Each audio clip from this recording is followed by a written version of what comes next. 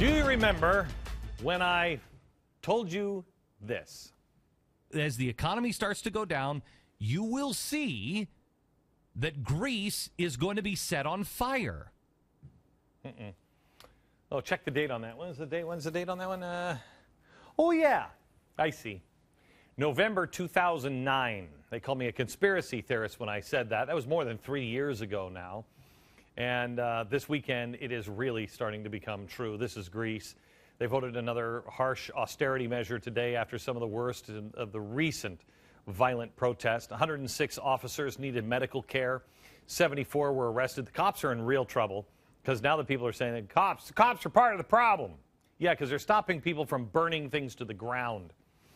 150 shops, 48 buildings were looted and then set on fire. Dozens of shops, from camping equipment stores to cell phone providers to cafes, it didn't matter, they were all destroyed. Crews cleaned up 40 tons of broken marble and rocks from the streets. They are erasing history. Drainage, railings, drainage covers, paving stones from sidewalks, everything has been damaged. There's a historic cinema that has been in operation since 1916. It survived World War I and World War II, but they burned it down.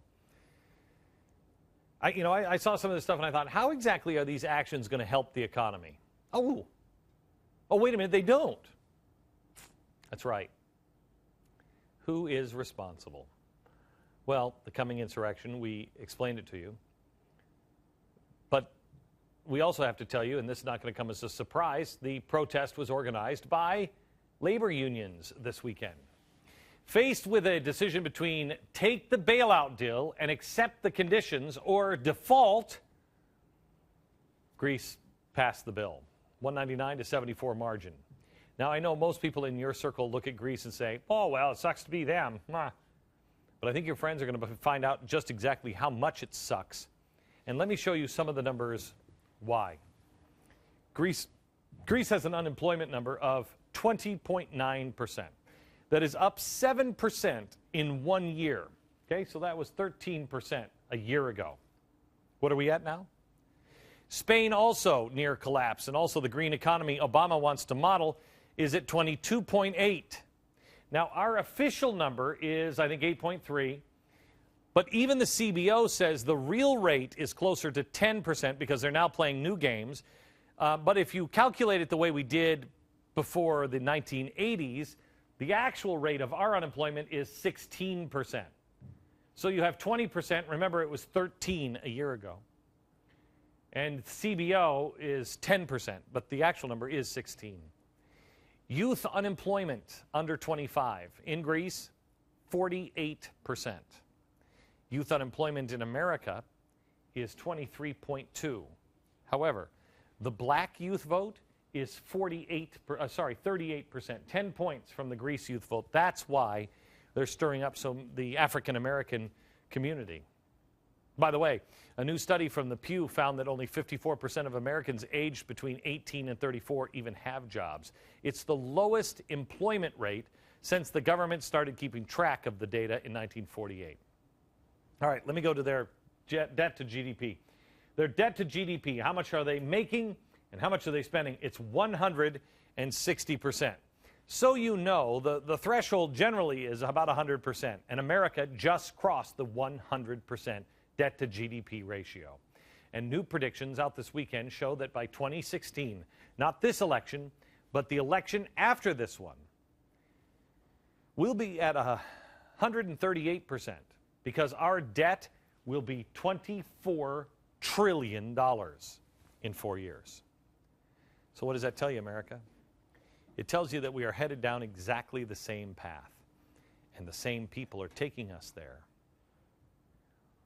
George Soros lashed out at Germany's Angela Merkel because Germany took the lead in forcing Greece to agree to those harsh austerity measures as condition for accepting the $170 billion bailout.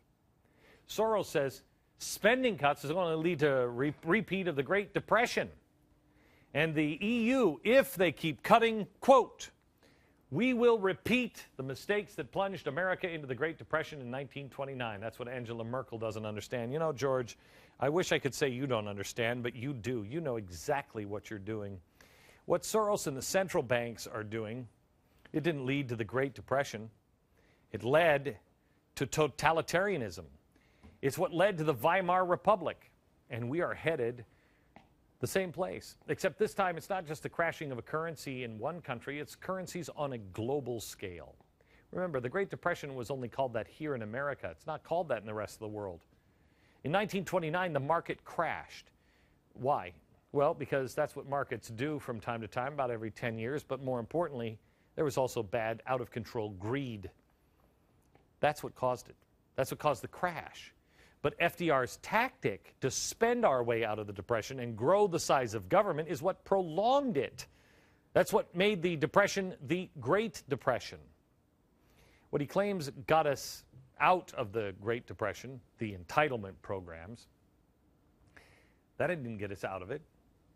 It's what got us into the position that Greece is now in. The entitlement programs and out-of-control spending, the Great Society with Lyndon B. Johnson. Gang, we're taking medicine from people who are trying to kill us. Not a good idea. If you're a wannabe dictator or a Muslim extremist or a technocrat, oh, this is all good news for you. But for us, it sucks. The rest of the world, it's going to suck. But there is a way out. There is a way out.